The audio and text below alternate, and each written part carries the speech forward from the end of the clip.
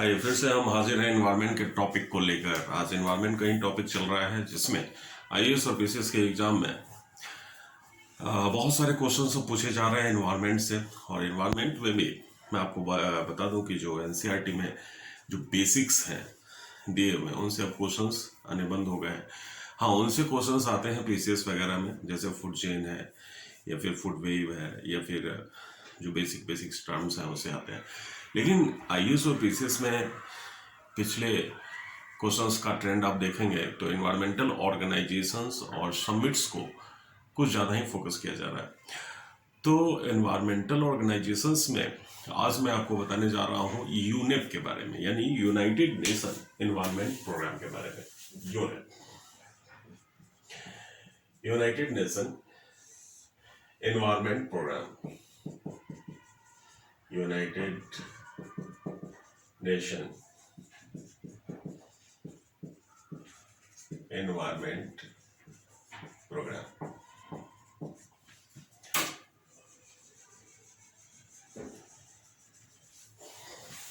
अब देखिए, हमने इससे पहले एक वीडियो आपको दिया था यूट्यूब पे, जिसमें हमने यूएनडीपी के बारे में आपको बताया था।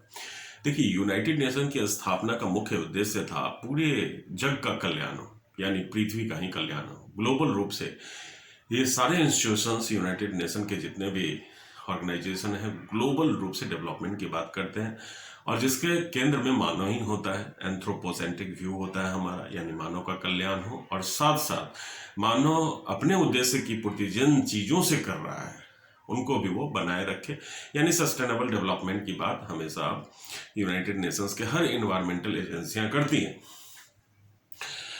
यूएनडीपी प्रोग्राम में हमने आपको बताया था कि बृहद रूप से ये यूएनओ का एक प्रोग्राम चलाया जा रहा है, जिसमें एक क्राइसिस मैनेजमेंट, चाहे वो बायोडाइवर्सिटी का हो, चाहे वो मैरीन लाइफ का हो, या फिर कहा जाए वो इन्वायरमेंटल पॉल्यूशंस का हो, या फिर कोई भी स्कार्सिटी, ह्यूमन राइट्स का इश्यू हो, महिला का इश्यू हो, या फिर कहीं मानवाधिकार, या फिर इन सब का, तो कहा जाता है क्राइसिस मैनेजमेंट के रूप में यूएनडीपी प्रोग्राम चलाया गया। लेकिन देखा गया था यूएनडीपी प्रोग्राम के बाद कि इन्वायरमेंट को प्रोटेक्ट करने के लिए, खास करके इकोसिस्टम, जो आप समझते हैं इकोसिस्टम, जहां तक पृथ्वी पे जिंदगी है, लाइफ है, और वहां के इन्वायरमेंट को अगर प्रोटेक्ट करना है तो कैसे किया जाए, तो इसके लिए एक बृहद कार्यक्रम यूनाइटेड नेशन एजेंसीज की चलाई गई, जिसको हम यूनाइटेड नेशन इन्वायरमेंट प्रोग्राम कहते हैं। वास्तव में 1970 के पहले विश्व स्तर पे कभी भी किसी खास देशों द्वारा कोई मीटिंग नहीं हुआ, कोई समझौता इस तरह का नहीं किया गया जिसमें इन्वायरमेंटल प्रोटेक्शंस का एक डेडलाइन फिक्स किया जाए या समुचित रूप से सारे देश बैठ के उस पर बात करें। 1972 में एक स्टॉकहोम में एक हमने समझौता किया था। ये वर्ल्ड का पहला, कहा जाता है, पर्यावरण का एक सम्मेलन था, बुलाया गया था 1972 में, और इसके डिक्लेरेशंस का नाम दिया गया था United nation conference on the human environment. और ये डिक्लेरेशन 5 जून 1972 को रेगुलेट किया गया था। इसलिए आप जानते हैं 5 जून को हमारा कौन सा दिवस मनाया जाता है, तो वर्ल्ड एनवायरनमेंट डे के नाम से आप जानते हैं, विश्व पर्यावरण दिवस भी मनाया जाता है। तो यूनाइटेड नेशन एनवायरनमेंट प्रोग्राम ये क्या था? तो जब हमने स्टॉकहोम डिक्लेरेशन किया, स्टॉकहोम में बहुत सारी चीज़ों पर डिस्कस किया, इन्वायरमेंट के बारे में डिस्कस किया, ग्लोबल वार्मिंग के बारे में डिस्कस किया, वैश्विक तपन के बारे में डिस्कस किया, marine life, protection of resources के बारे में किया, एनवायरमेंटल चेंज के बारे में किया, डिसास्टर रिडक्शन के बारे में किया, उसके अप्रोच डेवलपमेंट के बारे में किया। तो बहुत सारे चीज़ों के बारे में यहाँ डिस्कस हुआ। तो इसी का नाम हमने दिया था United nation conference on the human environment, जिसको स्टॉकहोम डिक्लेरेशन भी कहा गया था। अब सवाल ये था कि ये डिक्लेरेशन को लागू करने के लिए एक मैनेजमेंट टीम तो चाहिए, जो डिक्लेरेशन हमने दिया कि इन सब चीज़ों पे काम करना है, जैसे पर्यावरण को बचाना है, चाहे समुद्री जीव जंतुओं की रक्षा करनी है, या संसाधन को सुरक्षित रखते हुए इन सब पे बातें करनी है। तो इनके लिए हमने एक स्टॉकहोम डिक्लेरेशन तो दे दिया, लेकिन इसका काम करती कौन? अगर मैं कहूँ कि डिक्लेरेशन स्टॉकहोम समिट में आपने कर दिया, लेकिन इसके लिए कौन सा ऑर्गेनाइजेशन जिम्मेवार होगी जो इन सब चीज़ों के बारे में सोचेगी? तो फर्स्ट एनवायरमेंट समिट यानी 1972 में ही जो United nation conference on the human environment नाम दिया गया था, उसी को यानी उसी सम्मेलन में हमने इस यूनाइटेड नेशन एनवायरनमेंट प्रोग्राम की स्थापना भी कर दी। तो ये जो यूनाइटेड नेशन एनवायरनमेंट प्रोग्राम है, इसकी स्थापना जो हुआ है ये 5 जून 1972। इसलिए आप जानते हैं कि 15 जून को क्या मनाया जाता है? तो वर्ल्ड एनवायरनमेंट डे। आप जानते हैं इसको वर्ल्ड एनवायरनमेंट डे के नाम से मनाते हैं, विश्व पर्यावरण दिवस के नाम से इसे मनाते हैं। अब सवाल था कि यूनेप, इसका मुख्यालय कहाँ रखा जाए? तो यूनाइटेड नेशन की एक एजेंसी के रूप में इसका काम करना था। डेवलप्ड कंट्री ने कहा कि जितने भी सारे यूनाइटेड नेशन ऑर्गेनाइजेशन की एजेंसियां हैं, इसका मैक्सिमम हेडक्वार्टर जेनेवा में होता है, जो स्विट्जरलैंड में। और दलील भी दी गई कि नहीं, इसको भी जेनेवा में ही रखा जाए, लेकिन नहीं, ये एक पहला ऑर्गेनाइजेशन है, जो थर्ड वर्ल्ड कंट्री में स्थापित है। थर्ड वर्ल्ड कंट्री का मतलब होता है जो डेवलपिंग कंट्री है या अंडर डेवलप्ड कंट्री है, उसमें दिया जाए। तो इसका हेड क्वार्टर रखा गया नैरोबी में। हेड क्वार्टर इसका नैरोबी। आप जानते हैं किसकी राजधानी है? तो नैरोबी है केन्या। तो यहां पे इसका मुख्यालय रखा गया था।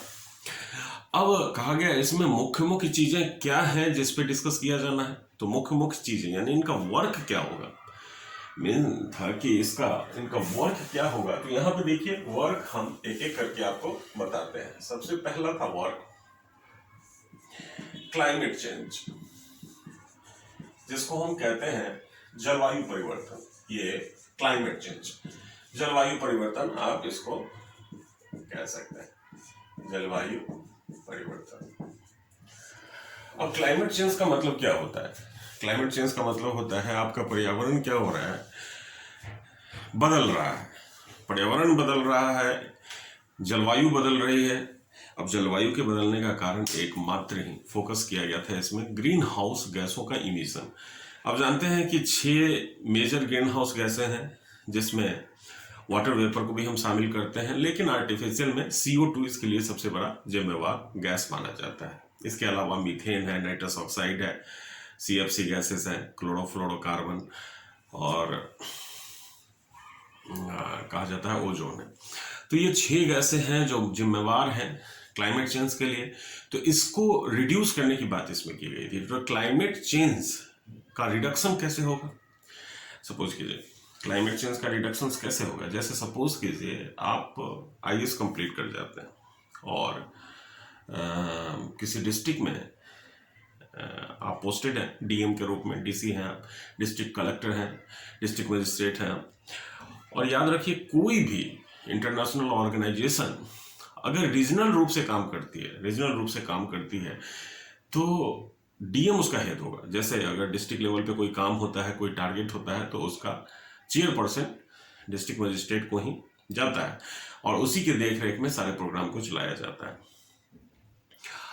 तो अगर मैं आपसे कहूं कि आप DM हैं और पूरे विश्व स्तर पे, आप अपने कंट्री को, यानी पूरे कंट्री का चार्ज आपको मैं दे दूं कि आपको एनवायरनमेंट चेंज को बचाना है, क्लाइमेट चेंज को बचाना है, तो किस स्तर पे आप जाएंगे? आप किस स्तर से शुरू करेंगे, ये मुझे बता दीजिए। अगर मैं कहूं कि नहीं, कि पूरे कंट्री में आपको क्लाइमेट चेंज को रोकना है, तो किस स्तर पे आप काम करेंगे?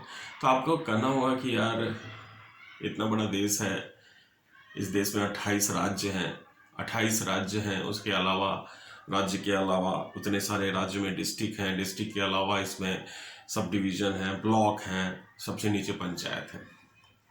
तो आप कहेंगे यार इतना क्लाइमेट चेंज में हर स्तर पे डाटा गैदरिंग करना पड़ेगा और देखना पड़ेगा कि किस रीजन में सबसे ज्यादा emission of green house gases हो रहा है। जैसे अगर मैं कहूँ कि कोई अंडर डेवलप्ड एरिया है, जैसे नॉर्थ ईस्ट में आप चले जाइए तो इमिशन ऑफ गैसेस बहुत कम है। उसी तरह से महाराष्ट्र में चले जाइए जहाँ इंडस्ट्रियलाइजेशन बहुत है, इंफ्रास्ट्रक्चर डेवलपमेंट बहुत है, वहाँ पे ग्रीन हाउस गैसों का इमिशन ज़्यादा होगा। तो आप कहेंगे कि सारे रीजन को एक तराजू में तौलना ठीक नहीं है। पहले तो हमें डाटा गैदर करना होगा। तो डाटा गैदर करने के लिए करना क्या होगा? तो आप कहेंगे सर एक ऐसा ऑर्गेनाइजेशन का ज़रूरत है जो लोकल स्तर पे डाटा गैदर करे, लोकल स्तर पे क्या जाके डाटा गैदर करे। तो मैं यही आपको बताना चाहता हूं कि क्लाइमेट चेंज को कंट्रोल करने के लिए यूनाइटेड नेशन एनवायरनमेंट प्रोग्राम के तहत एक और ऑर्गेनाइजेशंस काम कर रही है जो लोकल लेवल पे काम करती है, और लोकल लेवल पे काम करती है जिसका नाम है, इस ऑर्गेनाइजेशंस को आपको जान लेना चाहिए, TACC। TACC का पूरा नाम है territorial approach to climate change. Territorial approach to climate change याद रखिएगा। जितने भी ऑर्गेनाइजेशंस हैं इसका पूरा नाम आपको याद करना पड़ेगा, TACC याद रखिएगा। तो आपने क्या कहा कि लोकल स्तर पे जाके डाटा को गैदर करना पड़ेगा, ये देखना पड़ेगा कि किस रीजन में ज़्यादा ग्रीन हाउस गैसों का इमिशन हो रहा है, किस रीजन में कम हो रहा है, वहाँ के लोकल गवर्नमेंट से मिलना पड़ेगा। पहले आप जाएंगे तो कहाँ जाएंगे? पहले जाएंगे महाराष्ट्र में, जाएंगे तो महाराष्ट्र के CM से मिलेंगे। CM से मिलेंगे तो CM तो देख रेख में करेगा नहीं, हाँ ये ऑर्डर जरूर दे सकता है। CM सारे डिस्ट्रिक्ट मजिस्ट्रेट को ऑर्डर देगा कि भाई UNEP प्रोग्राम को चलाया जा रहा है और एक ऑर्गेनाइजेशन है TACC, इनकी हेल्प कीजिए पूरी। तो इनके जितने भी स्टाफ होंगे ये लोकल स्तर पे जाके मीटिंग करेंगे, यानी इनका अप्रोच होगा क्या, लोकल लेवल पे क्लाइमेट चेंज को बचाना और उसके बारे में डाटा गैदर करना और उसको एक एनालिसिस करना कि वहां पे एक प्लान कैसा चलाया जाए ताकि और ग्रीन हाउस गैसों का कंट्रोल हो सके। तो अब TACC के बारे में मैं आपको बता दूं। TACC का मतलब है territorial approach to climate change. Territorial approach to climate change का मतलब है कि लोकल लेवल पे जाके काम कीजिए, और लोकल लेवल पे काम करने के लिए इसमें यूनाइटेड नेशंस की 5 एजेंसियां काम कर रही हैं। यानी ये एक पार्टनरशिप है 5 यूनाइटेड नेशन एजेंसियों का। देखिए इसमें कौन कौन है। तो TACC में कौन कौन से यूनाइटेड नेशंस की एजेंसियां काम कर रही है? तो सबसे पहले तो UNEP है। आप जानते हैं इसका पूरा नाम, यूनाइटेड नेशन एनवायरनमेंट प्रोग्राम। पूरा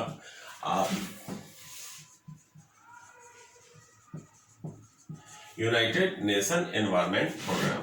दूसरा, इससे पहले हमने आपको बताया था क्या, इससे पहले हमने आपको बताया था कि UNDP, इसका भी पूरा नाम आप जान चुके हैं, यूनाइटेड नेशन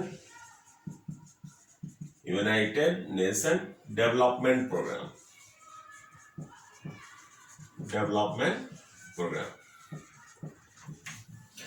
तो UNDP और इसके अलावा 3 और एजेंसियां हैं, जैसे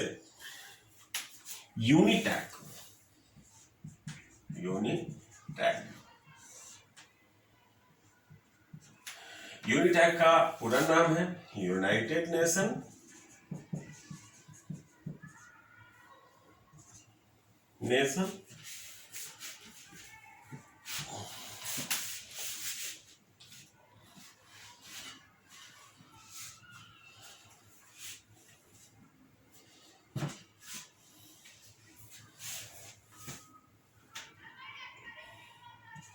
institute for Training and research,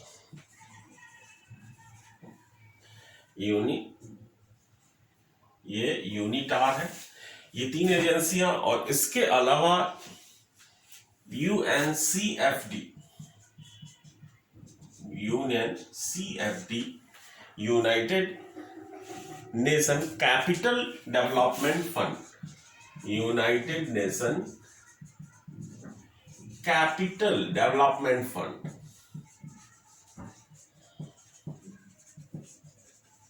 capital Development Fund और UN Habitat, United Nation Habitat. तो ये हो गया यूनाइटेड नेशन हैबिटेट। तो अब देखिए, ये territorial approach to climate change में ये 5 यूनाइटेड नेशंस ऑर्गेनाइजेशंस जो इकाई हैं उनका पार्टनरशिप है। अब किसी भी स्तर पे आपको डाटा गैदर करना है तो आप किससे रिपोर्ट मांगेंगे? TACC से। आप कोई भी प्रोग्राम चलाइए, कोई भी प्रोग्राम चलाइए, आपने एक बॉडी बना दिया TACC और उसको कहा कि भाई ऐसा कीजिए, मुझे इन्वायरमेंट के इस एरिया का जो इमिशन है, ग्रीन हाउस गैसों का इमिशन है, उसके बारे में डाटा गैदर करके दीजिए। ये लोकल बॉडी है, करती रहेगी। और ये पार्टनरशिप है मेजर यूनाइटेड एजेंसियों का। तो ये सारा आप याद कीजिए। तो क्लाइमेट चेंज में आप देख रहे हैं इंडस्ट्रियलाइजेशन हमारा कब से हुआ है? 1991। इंडस्ट्रियलाइजेशन नहीं, एक तरह से कहिए ग्लोबलाइजेशन। इंडस्ट्रियलाइजेशन तो पश्चिमी देशों ने शुरू कर दिया था, लेकिन ग्लोबलाइजेशंस के बाद इसका इफेक्ट बहुत ज़्यादा ही देखने को मिला है। और आप इस शताब्दी देखिए तो 2 से 4 डिग्री सेंटीग्रेड टेम्परेचर बढ़ चुका है। इसलिए क्लाइमेट चेंज पे हमें विचार करना जरूरी है। तो ये है आपका क्लाइमेट चेंज। दूसरा वर्क देखिए क्या है, क्लाइमेट चेंज के अलावा और यूनिट क्या क्या और किन किन क्षेत्रों में काम करती है। तो क्लाइमेट चेंज के बाद दूसरा इसका वर्क हम देखते हैं। दूसरा क्या वर्क है? तो दूसरा वर्क देखिए क्या है। दूसरा वर्क है डिजास्टर कंट्रोल।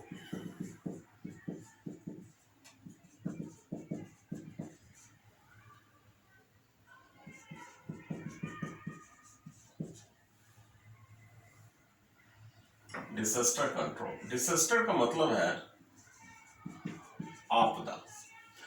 कंट्रोल कहिए या मैनेजमेंट कहिए, आपदा प्रबंधन मेजर अगर कहा जाए तो। डिजास्टर क्या होता है? जैसे अगर मैं आपसे कहूं कि अटलांटिक महासागर के बिल्कुल बीच में एक तूफान आ जाए, लेकिन किसी को हानि नहीं हुआ, लोग को क्षति नहीं हुआ, जहां लोग निवास करते हैं वहां उसका कोई इफेक्ट नहीं था, तो ये आपदा नहीं है। आपदा वह होती है जब जान माल की क्षति होती है। तो एक चीज बताइए, आपके हाथ में अगर देश दे दूं, आप IAS ऑफिसर हैं और मैं कहूं कि आपके डिस्ट्रिक्ट में आपदा को आपको कंट्रोल करना है, और सपोज कीजिए आप उत्तराखंड में पहाड़ी एरिया में हैं, तो मेजर्स पहले ही आपको लेना है, या फिर आप मेजर्स तब लेंगे जब वहां पे कोई घटना या दुर्घटना हो जाएगी या आपदा आ जाएगी। तो कहा जाता है कि डिजास्टर को पहले ही आने से बचा लिया जाए, तो इसके लिए डिजास्टर मैनेजमेंट आप करते हैं। तो डिजास्टर मैनेजमेंट के लिए आप करेंगे क्या? तो आप सर्वे करेंगे। आप जैसे देखिए उत्तराखंड में आप बहुत जगह जाते होंगे तो देखते होंगे लैंडस्लाइड एरिया है, तो वहाँ पर एक बोर्ड लिखा रहता है कि लैंडस्लाइड प्रोन जोन। तो आप ऊपर देखेंगे वहाँ पे, तो पहले से ही वहाँ पे मैनेजमेंट की एक दीवार बना दिया जाता है या तार का जाल लगा के उस रॉक्स को रोका जाता है। तो एक छोटा सा एग्जाम्पल मैंने दिया, जैसे मान लीजिए भूस्खलन कोई क्षेत्र है, तो उस क्षेत्र में अगर कोई दुर्घटना हो उससे पहले ही मेजर्स आप ले लें। दूसरा, सपोज कीजिए आसाम में कहा जाता है इंडिया में सबसे ज्यादा बाढ़ आता है, और जब सर्वे किया गया तो देखा गया कि ब्रह्मपुत्र नदी सेडिमेंटेशन बहुत ज्यादा करती है। तो सेडिमेंटेशन से नदी का तल ऊपर आ जाता है, और बाढ़ फैल जाता है। तो आप क्या करेंगे इसके लिए? तो इसके लिए पहले ही आप मेजर्स लीजिए। अगर आपके पास फंड बहुत ज़्यादा नहीं है, क्योंकि ये प्रोजेक्ट है नदी के सेडिमेंटेशंस को रोकने के लिए, जगह जगह आपको डैम बना के उसको नदी के धार को कंट्रोल करना पड़ेगा। अगर आपके पास फंड नहीं है तो जो बाढ़ ग्रसित क्षेत्र है वहाँ ऐसा कोई स्कीम चलाइए, ऐसा कोई प्लान बनाइए ताकि जितने भी सारे लोग जो इफेक्टेड हो रहे हैं उनको वहां से हटाया जा सके और कहीं और बसाया जा सके। या फिर आप कुछ ऐसा प्लान कीजिए ताकि जो मेजर जो हैबिटेट जोन है, हमारा रहने वाले निवासी हैं, वहां पे फ्लड को कंट्रोल किया जाए। तो बांध बना सकते हैं, पहले से रिपोर्ट भेज सकते हैं कि यहाँ बांध बनाने की जरूरत है। तो कहा जाता है कि डिजास्टर को आने से पहले ही बचाया जाए। जैसे मान लीजिए कि साइक्लोन आने वाला है और आप जानते हैं वेस्ट बंगाल, उड़ीसा, आंध्र प्रदेश के कोस्ट पे ये साइक्लोन बहुत इफेक्टिव होता है। तो आजकल मौसम विभाग पहले ही चेतावनी दे देता है, तो कोस्ट को आप खाली करवा लीजिए, कोस्ट को खाली करवाइए 2-3 दिन जब तक उसका इफेक्ट है, वहाँ से माइग्रेट करवा दीजिए लोगों को, या फिर वहाँ पे एक ग्रीन बेल्ट का निर्माण कर दीजिए, जैसे मैंग्रोव प्लांट्स का वहाँ एफॉरेस्टेशंस कर दीजिए। जिस एरिया में फॉरेस्ट नहीं है वहाँ एफॉरेस्ट कीजिए। इन सब गतिविधियों से आप क्या कर सकते हैं, डिजास्टर कंट्रोल कर सकते हैं, डिजास्टर को मैनेज कर सकते हैं।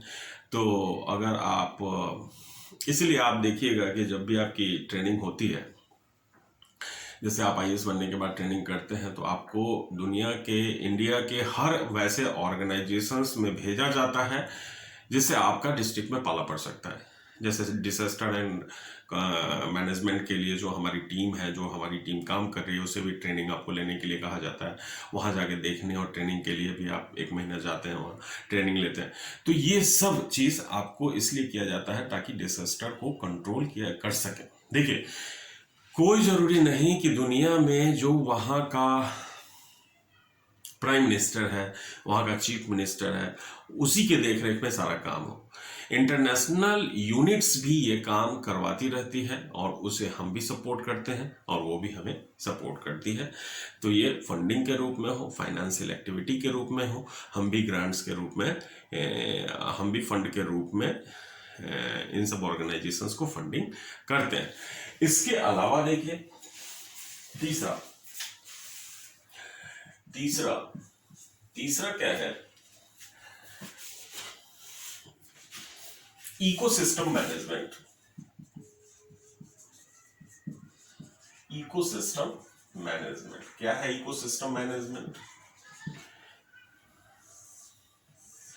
तो इकोसिस्टम मैनेजमेंट क्या है जरा देखिए। इसको हम कहते हैं पारिस्थितिकी प्रबंधन, यानी हिंदी में इसको हम क्या कहेंगे, पारिस्थितिकी प्रबंधन।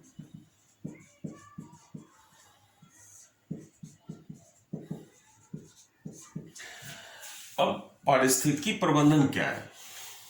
जैसे अगर मैं आपसे कहूं कि कहा जाता है कि पृथ्वी से संसाधन उतना ही निकालिए जितना कि कल भी हमारे बच्चों को अगर इसकी आवश्यकता हो तो सुरक्षित रखा जा सके, यानी sustainable development programme. Ecosystem management का मतलब एग्जाम्पल के रूप में मैं आपको बता देता हूं। हमारे यहाँ 2 तरह के संसाधन है। एक ऐसा संसाधन है जो खत्म हो जाएगा, एक ऐसा संसाधन है जो सतत चलता रहेगा, मतलब जो खत्म नहीं होगा।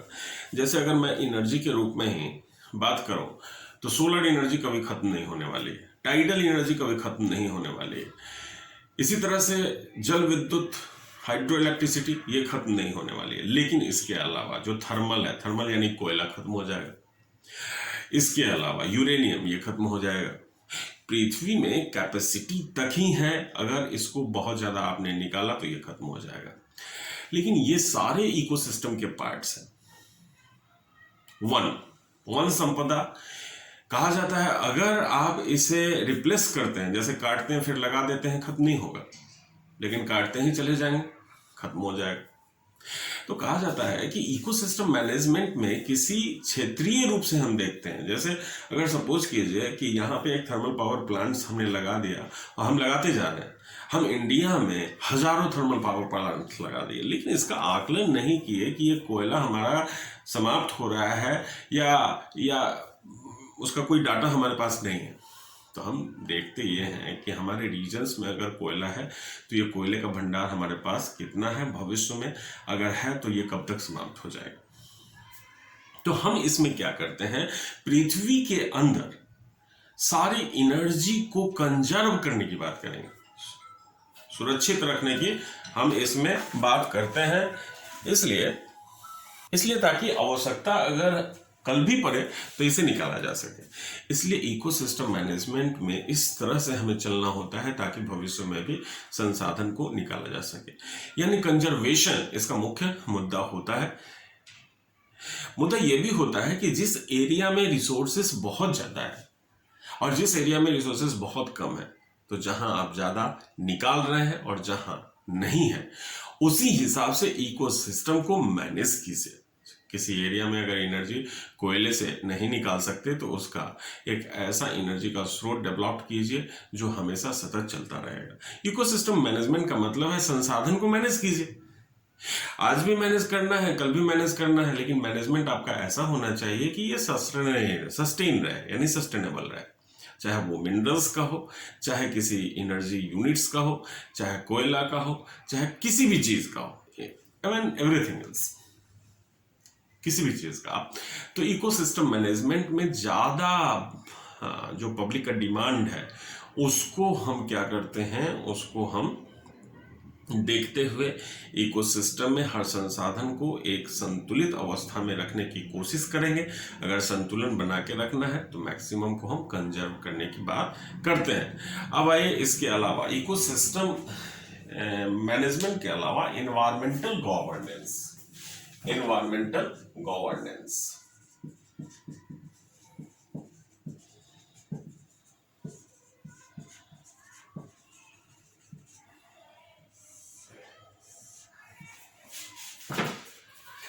इसको कहते हैं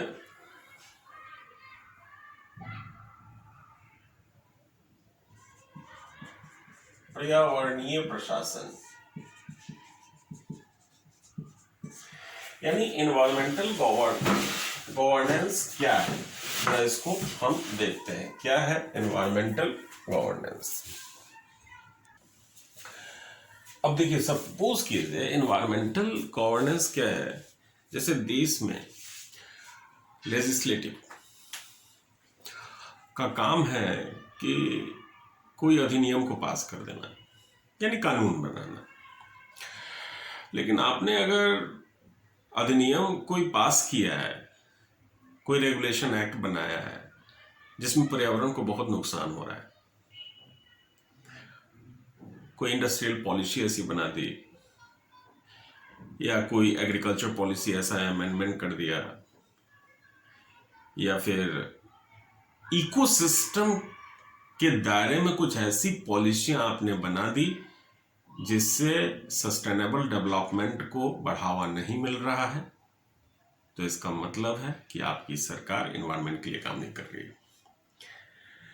तो कहा जाता है कि अब जो भी कानून बनाया जाए लोकल स्तर से लेकर इंटरनेशनल स्तर तक, इसमें इंटरनेशनल स्तर तक की बात की जाती है, जहां लोकल से उठाई, पंचायत से उठाई, और अर्थ में ग्लोबल स्तर पे देखिए, हर देश अपने अपने हिसाब से वैसे कानून का निर्माण करें जिससे पर्यावरण का ह्रास को रोका जा सके, यानी जो एनवायरमेंटल डिग्रेडेशन है उसको रोका जा सके। यानी पॉलिसी मेकर्स अब ध्यान दें कि हमें कानून या पॉलिसियां कैसी बनानी है ताकि पर्यावरण को बचाया जा सके। यही होता है एनवायरमेंटल गवर्नेंस। तो प्रशासन का योगदान भी इसमें निहित होता है, सरकार की रिस्पॉन्सिबिलिटी बढ़ जाती है पॉलिसियां बनाने। जैसे सपोज कीजिए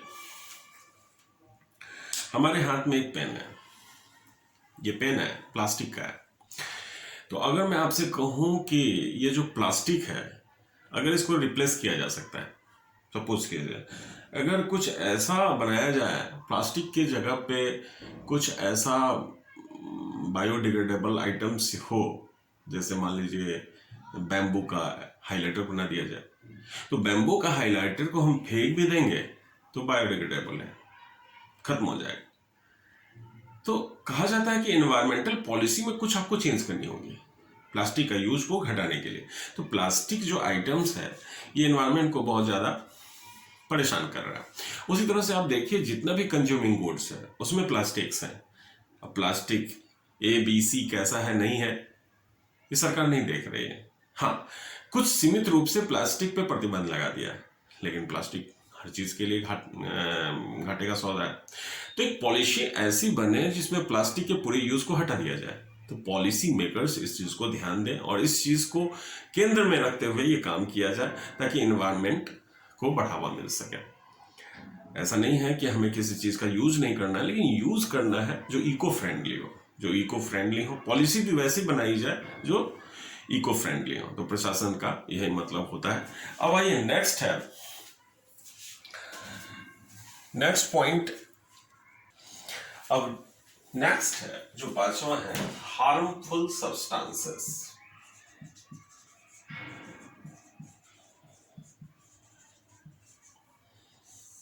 हार्मफुल सब्सटेंसेस का मतलब है कि कौन सा चीज है जो आपके पर्यावरण के लिए हार्मफुल हो सकता है, या फिर पब्लिक के लिए हार्मफुल हो सकता है, या फिर चाहे वो हेल्थ स्तर पे देख लीजिए, या फिर पूरे समाज के लिए जो डेंजरस हो सकता है। तो ये बहुत सारे ऐसे गुड्स हैं जिसको हम डेंजरस गुड्स कहते हैं। उस पर कंट्रोल होना चाहिए, उसका ट्रांसपोर्टेशन बहुत इजी होना चाहिए, या फिर बहुत आवश्यकता पड़ने पर ही उसका ट्रांसपोर्टेशन किया जाना चाहिए। जैसे आप ऐसे समझिए कि जैसे रेडियो एक्टिव मटेरियल्स हैं, ये किसी के हाथ में, पर्टिकुलर लोगों के हाथ में नहीं हो, ट्रांसपोर्टेशन इनका इजी ना हो, इन पे प्रतिबंध लगाया जाए। जो फ्लेमेबल है, जैसे ज्वलनशील पदार्थ जिसको कहते हैं, उस पर भी रोक लगना चाहिए जो ट्रांसपोर्टेशन हो रहा है। यानी ये बहुत आम लोगों के पहुंच से थोड़ा दूर होना चाहिए। एक्सप्लोसिव में बहुत सारी चीज़ें आते हैं, आप फिल्मों में देखते ही होंगे, बहुत सारी चीज़ें हैं जो एक्सप्लोसिव हैं। और इसके अलावा जो टॉक्सिक हैं, जहरीले चीज़ें, तो इन सब के ट्रांसपोर्टेशन पे रोक की बात की जाती है। फ्रांस ने एक मेजर्स अपनाया था, एक सिंबल अपनाया था जिसको हम डायमंड मेथड कहते हैं, जिसमें आप देखिएगा कि उसमें एक इंडिकेटर्स होता है, कलर इंडिकेटर्स, जो इंडिकेट करता है कि अगर ये लाल से है तो फ्लेमेबल है, अगर ये ऑरेंज से है तो एक्सप्लोसिव हो सकता है, और ग्रीन से है। जैसे एक्सप्लोसिव का एक मेथड हमने इजाद किया था, और उसके बाद से लगभग यूएनओ के जितने भी मेंबर हैं वहाँ डायमंड मेजर्स अपनाए गए थे। एक्सप्लोसिव को ऑरेंज से, फ्लैमेबल को रेड से, और नॉन फ्लैमेबल को हम ग्रीन से करते हैं। तो यूनाइटेड नेशन डेवलपमेंट प्रोग्राम में हार्मफुल सब्सटेंसेस के लिए बहुत सारे नियम इनके ट्रांसपोर्टेशन को लेके बनाए गए। अब जरा देखिए, इसके अलावा रिसोर्स इफिशियंसी क्या है, जरा देखिए। रिसोर्स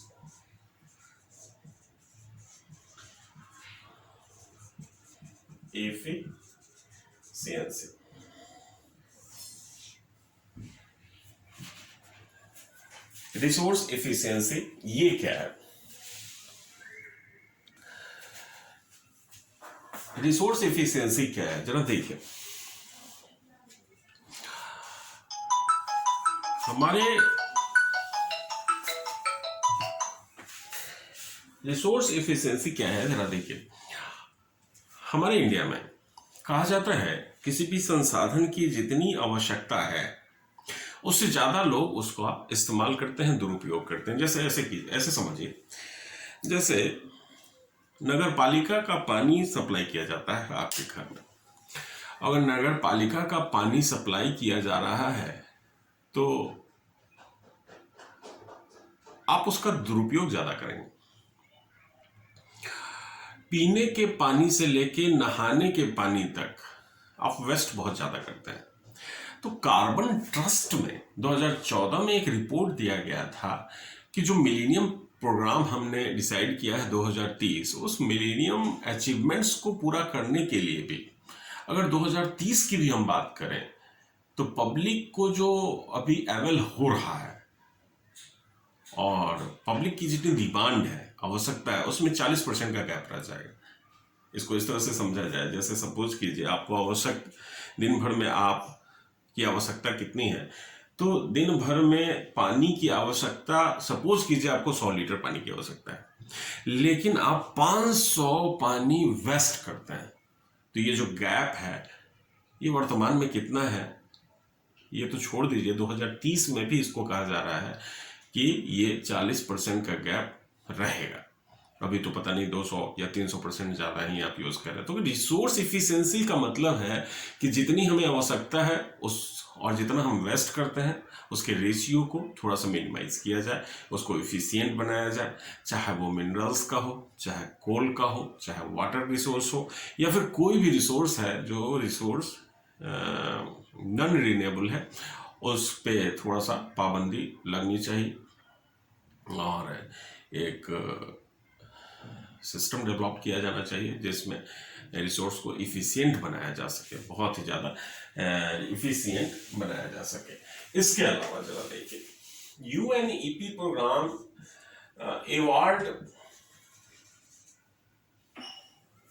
अवार्ड भी देता है। जैसे एक अवार्ड प्रोग्राम भी चलाता है, जैसे अवार्ड प्रोग्राम जैसे पुरस्कृत भी किया जाता है। जो लोग पर्यावरण के लिए अच्छा काम करते हैं उनको अवार्ड भी दिया जाता है, किसी भी क्षेत्र में हो वो लोग, लेकिन अगर उनका योगदान पर्यावरण के प्रति बहुत ज़्यादा है, सस्टेनेबल डेवलपमेंट के प्रति बहुत ज़्यादा है, तो उनको दिया जाता है। जैसे 1987 में एक यूएनईपी के द्वारा एक अवार्ड की घोषणा की जाती थी। इस अवार्ड की घोषणा जो की जाती थी, इसमें एक मेजर अवार्ड था ग्लोबल 500।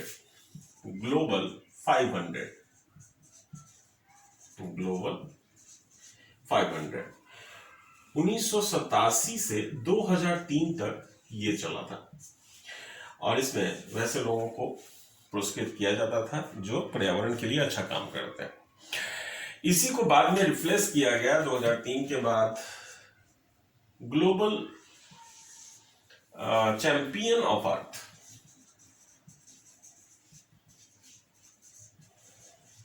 तो ये भी अवार्ड यूएनईपी ऑर्गेनाइजेशंस की तरफ से दिया जाता है। ये बिल्कुल ग्लोबल 500 जैसा ही प्रोग्राम है।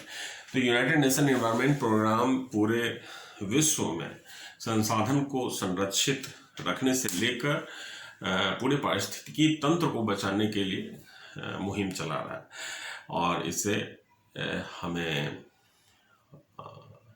हमारा दायित्व भी बनता है कि हम इस प्रोग्राम को आगे लोकल लेवल तक प्रचार प्रसारित करें और सरकार को पर्यावरण को आगे बढ़ाने में सहयोग दें। तो ये यूनाइटेड नेशन एनवायरनमेंट प्रोग्राम आज समाप्त हुआ। ये क्लास यहीं समाप्त होती है। Thank you very much. आपका दिन मंगलमय हो।